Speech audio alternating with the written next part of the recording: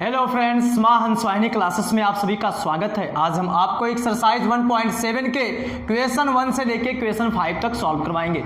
देखिए, इस क्वेश्चन का क्या करना है, निरीक्षण विधि से इसका प्रति अवकलज का मतलब समाकलन करना है, ठीक ना। इसका क्या करना है, निरीक्षण विधि से प्रति अवकलज करना है, मतलब समाकलन निकालना है। अगर आपको इसके आंसर से मतलब है तो इसका आंसर हो जाएगा cos 2x/2 और प्लस c। लेकिन ये तरीका गलत है, क्योंकि यहां पे आपको लगाना है निरीक्षण विधि से, ठीक ना। तो देखिए, निरीक्षण विधि से कैसे लगाते हैं। सबसे पहले आपको ये सोचना है, जो भी ये दिया गया है जिसका समाकलन निकालना है निरीक्षण विधि से, आप ये सोचिए कि किसके अवकलन में साइन आता है। यहां पे देखिए आपके सामने है, साइन के अवकलन में कास आता है। तो किसके अवकलन में साइन आता है, तो इसके अवकलन में कहां साइन आया, इसके देखिए अवकलन में साइन आया है। रही बात चिन्ह की, नंबर की, उसको आप ध्यान मत दीजिएगा। केवल यहां पे देखिए कास का अवकलन में साइन आया ना, इसलिए कास x है तो साइन x में आया, कास 2x रहता तो साइन 2x में आता वो, और बाकी नंबर क्या आता उसको आप इग्नोर कर दीजिए। इसका मतलब है ये कास x के अवकलन में आता है। तो सबसे पहले यहां पे आपको लिखना है निरीक्षण विधि से। क्या लिखना है, निरीक्षण विधि से, ठीक है। जिसके अवकलन में ये आता है, पहले आप उसका अवकलन दिखा दीजिए। तो यहां पे आप लिखेंगे d/dx cos 2x, क्योंकि cos 2x का अगर आप अवकलन करेंगे तो जरूर उसमें sin 2x आएगा। रही बात माइनस की, किसी नंबर की, वो अलग बात है। तो cos 2x का अवकलन आप करके यहां पे लिखिए। बताइए, cos x का या cos 2x का जो अवकलन होता है, cos का होता है माइनस में, इसलिए यहां पे आपको लिखना है माइनस sin 2x। ये हम अवकलन में आपको पढ़ा भी दिए हैं। और 2x का जब अवकलन आप करेंगे तो यहां पे हो जाएगा 2, और 2 से इसमें क्या हो जाएगा, मल्टीप्लाई। तो इसका अवकलन हो गया -2 sin 2x, ठीक है। ये 2 को हम और माइनस को नीचे भेज सकते हैं, तो यहां पे मिल जाएगा -1/2 d/dx और cos 2x equal sin 2x। क्या मिला यहां पे, इसका वैल्यू आ गया sin 2x। अब बताइए, अगर ये इसके बराबर है तो ये भी तो इसके बराबर है, इसलिए हम इसको यहां पे लिख देते हैं sin 2x इक्वल होगा -1/2 d/dx और ये cos 2x। अब उसके बाद आपको लिखना है दोनों पक्षों का समाकलन करने पर, दोनों पक्षों का क्या करने पर, समाकलन करने पर। जब आप दोनों पक्षों का समाकलन करेंगे तो यहां पे आपको मिलेगा, देखिएगा, समाकलन sin 2x, ठीक है, और यहां पे dx लगेगा, क्योंकि हम आपको बताए भी हैं समाकलन कैसे करते हैं। ये फिर उसके बाद इक्वल, इसका भी समाकलन करना है, तो -1/2 और यहां पे आपको लिखना है समाकलन d/dx और ये है cos 2x, और इसी के बगल में यहां पे आपको dx भी लिखना पड़ेगा। यहां पे मिला आपको इंटीग्रेशन sin 2x dx, इसी का वैल्यू आपको चाहिए था। देखिए, यहां पे cos 2x का अवकलन भी है और उसी का समाकलन भी है। तो हम आपको बताए थे कि अगर d/dx fx लिखा गया हो और उसी का अवकलन भी लिखा गया हो तो समझ जाइएगा कि ये बीच वाला केवल फंक्शन होता है, ठीक ना। ये रूल है। अवकलन अगर आप किसी फलन का किए हैं और उसी का समाकलन भी किए हैं तो समझ जाइए वो फंक्शन मिलेगा। इसलिए हम यहाँ पे क्या लिखेंगे, cos 2x तो लिखेंगे ही, साथ में यहाँ पे -1/2 लिखेंगे। इसी को आप ऐसे लिख सकते हैं -cos 2x/2 2। और जब हम समाकलन करते हैं तो वहां पे c आता है प्लस में, ये होता है समाकलन नियतांक, ठीक ना। तो इसका आंसर आ गया, लिखेंगे अतः sin 2x dx इक्वल, ये हो गया निरीक्षण विधि से। अब चलते हैं इसके सेकंड क्वेश्चन पर। ये है cos 3x, ठीक ना, इसका भी वही काम करना है। तो यहाँ पे समाकलन cos 3x dx। अब आपको क्या सोचना है कि किसके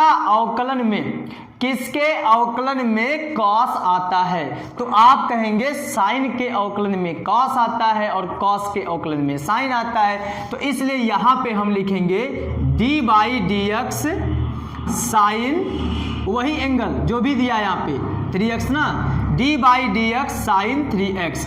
अब इसका आप अवकलन करके यहाँ पे लिख दीजिए। बताइए, sin 3x का अवकलन, sin का अवकलन cos में होता है, इसलिए यहाँ पे cos 3x, और 3x का अवकलन 3 हो गया, ठीक है। इस 3 को नीचे भेज दीजिए, तो यहाँ पे मिल जाएगा आपको 1/3 d/dx, और ये sin 3x equal cos 3x, ये बराबर इसके है, तो इसको हम पहले लिख सकते हैं। तो यहाँ पे आ गया cos 3x इक्वल 1/3 d/dx, और ये आपका हो गया sin 3x, ठीक है। दोनों पक्षों का समाकलन करने पर, देखिए इसका भी समाकलन करेंगे, इसका भी। तो यहाँ पे देखिए cos 3x है, तो यहाँ पे आपको क्या लिखना है, cos 3x, ठीक है। और ये हो गया आपका dx इक्वल, ये 1/3 है, तो 1/3 इंटीग्रेशन d/dx, और ये क्या दिया है, sin 3x। देखिए इसका अवकलन का हो गया, ये समाकलन जब लिखते हैं तो यहाँ पे उसका dx भी लिखते हैं, ठीक है। अब यहाँ वैल्यू इसका आ जाएगा integration cos 3x dx equal, ये 1/3 ऐसे रहेगा, sin 3x का अवकलन, फिर उसी का समाकलन, तो क्या मिलेगा, ये फंक्शन ही मिलेगा। तो यहाँ पे आपको लिखना है sin 3x और प्लस c लगाते हैं। ये अचर क्यों लगाते हैं अब हम आपको वो बताते हैं। देखिए अगर हम कहें d/dx sin x प्लस मान लीजिए 5 है, इसका अगर हम अवकलन कर दें, इसका अवकलन कर दें, तो बताइए sin x का अवकलन तो cos x हो जाएगा, लेकिन ये अचर का अवकलन 0 हो जाएगा। और आपको पता है किसी का अवकलन जो आता है और जो नंबर यहाँ पे आया है, इसी का अगर हम समाकलन करते हैं तो हमको ये मिलना चाहिए। तो हम चलते हैं cos x का समाकलन करने।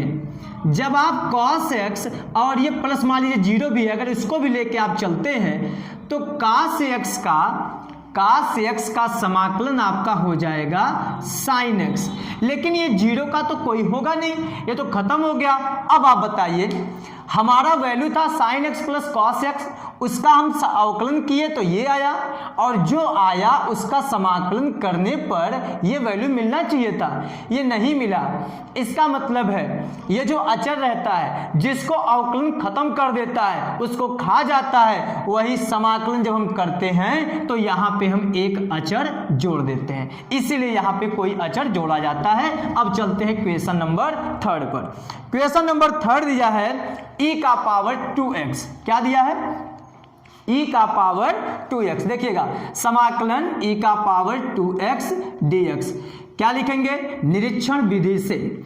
अब बताइए आप किसका अवकलन, किसके अवकलन में, जैसे e का पावर अगर ये x है तो e का पावर x का अवकलन e का पावर x ही होता है, इसलिए हम यहां पे लिखेंगे e का पावर 2x इक्वल, क्या लिखेंगे, e का पावर 2x। अवकलन किसका करेंगे, क्योंकि उसी का अवकलन ये होता है और उसका समाकलन भी वही होता है। तो किसका अवकलन ये होता है, तो आप कहेंगे सर e का पावर अवकलन, e का पावर x का अवकलन e का पावर x में आता है, इसलिए हम e का पावर 2x लेके चल रहे हैं। तो यहाँ बताइए क्या आएगा, तो आप कहेंगे सर e का पावर 2x, और उसके बाद जिसको मानते हैं उसका गुणा भी करते हैं, यहाँ पे इसको नीचे भेज दीजिए, इसको नीचे भेज दीजिए, तो यहाँ पे आ गया 1/2 d/dx और e का पावर 2x। यहाँ पे मिला गया e का पावर 2x। इसी को आप ऐसे भी लिख सकते हैं e का power 2x equal 1/2 d by d x e का पावर 2x। फिर क्या लिखेंगे, दोनों पक्षों का समाकलन करने पर जब आप इसका भी समाकलन करेंगे इसका भी समाकलन करेंगे, देखिए बनेगा कैसे। फिर यहाँ पे आप लिखेंगे समाकलन e का पावर 2x dx इक्वल, ठीक है, यहाँ पे लिखेंगे समाकलन 1/2 को बाहर निकाल सकते हैं क्योंकि अचरों का समाकलन नहीं करते, यहाँ बाहर कर देते हैं, ठीक ना। यहाँ पे d बाई डी एक्स और उसके बाद e का पावर 2x, यहाँ से इसका वैल्यू 1/2 आया और इसी का अवकलन और इसी का समाकलन, तो हमारा मिलेगा क्या, ये फलन मिलेगा। अभी हम आपको समझाए हैं क्वेश्चन फर्स्ट में।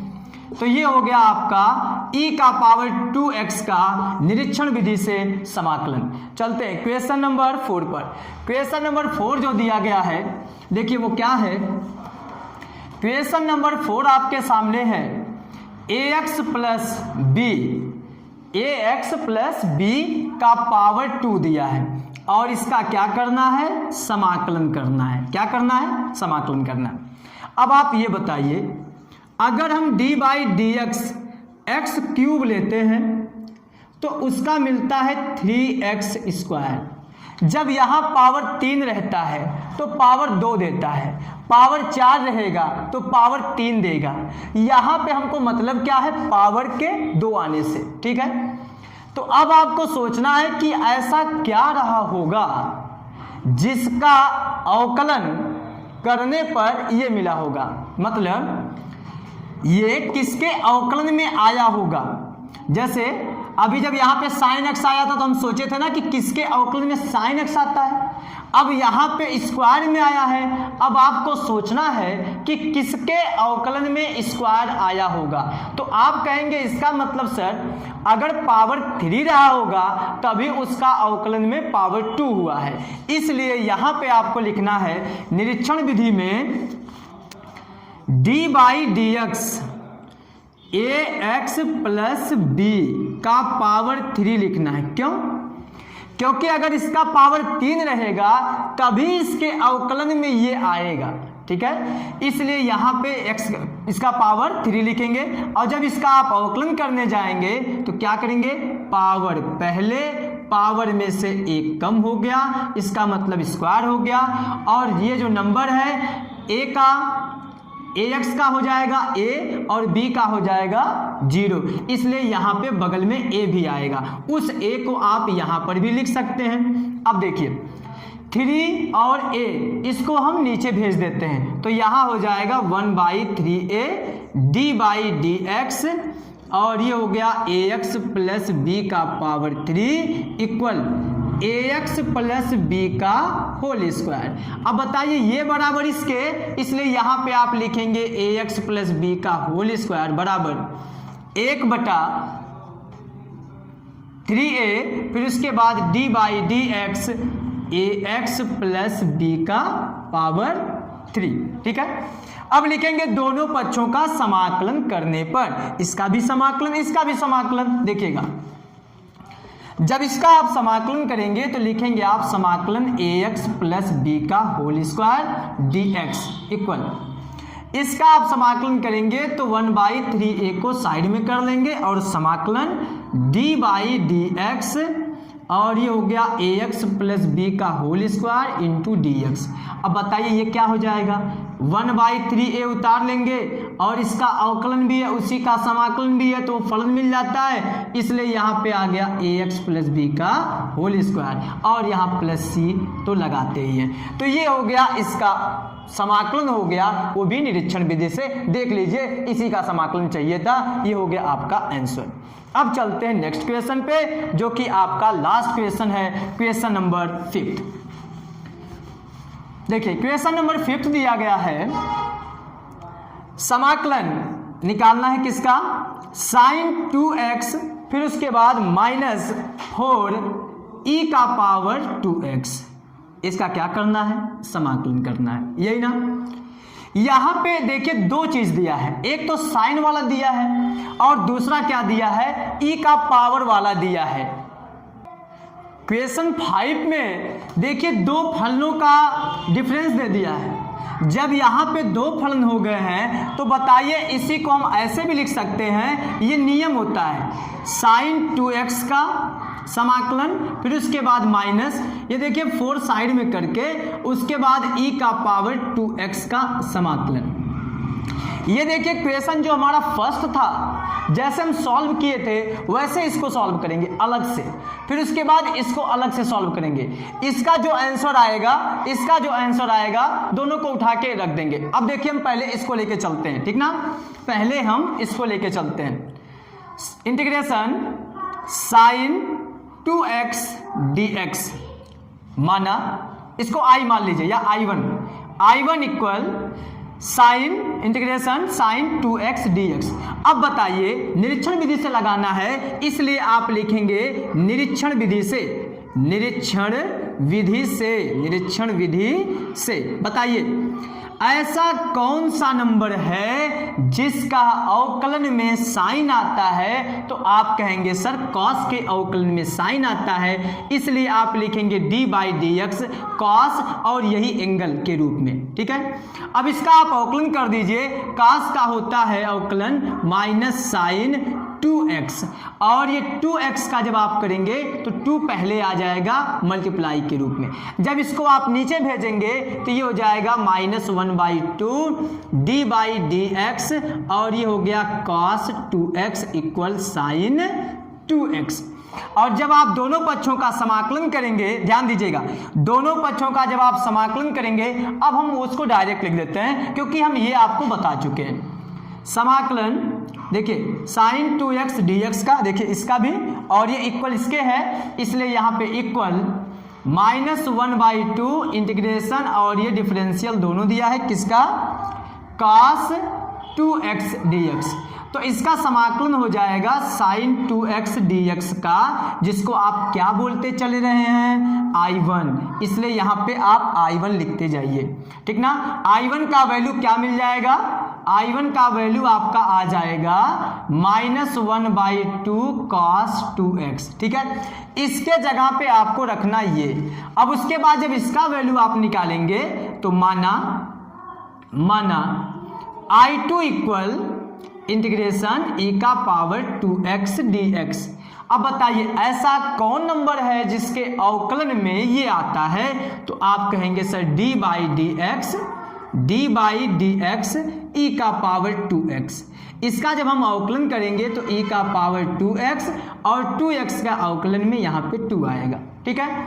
अब इसको आप नीचे भेज देंगे तो यहाँ बन जाएगा, देखिए e का पावर 2x, उसको हम यहाँ लिख देते हैं, और ये बन जाएगा 1/2 d/dx e का पावर 2x। और जब आप इसका समाकलन कर देंगे e का पावर 2x dx का, तो यहाँ जब आप समाकलन करेंगे तो 1/2 e का पावर 2x आएगा। ध्यान दीजिएगा, इसका वैल्यू केवल इतने का ये आया है, और इसका वैल्यू आया ही ये। अब उसके बाद आप नीचे जब लिखेंगे, इसके जगह पे आप क्या लिखेंगे देखिएगा, उसके बाद नीचे आप लिख लीजिएगा, हम यहीं पे लिख देते हैं। इसके जगह पे आपको लिखना है -1/2 cos 2x, और यहाँ माइनस, देखिए 4 तो रहेगा क्योंकि इसका आंसर ना मिला ये, इसलिए इंटू 1/2 e का पावर 2x। ये इससे कट हो गया, 2 आ गया, इसका मतलब इसका हमारा पूरा आंसर आएगा 1/2 cos 2x माइनस 2 e का पावर 2x, और प्लस c तो लगाएंगे ही। ये था हमारा आज का लास्ट क्वेश्चन। तो प्लीज़ चैनल को सब्सक्राइब कीजिएगा और बेल आइकन को जरूर प्रेस कीजिएगा, ताकि हम आपसे ऐसे बने रहें और आपको ऐसे अच्छे से अच्छे वीडियो को प्रोवाइड करते रहें। Thanks you.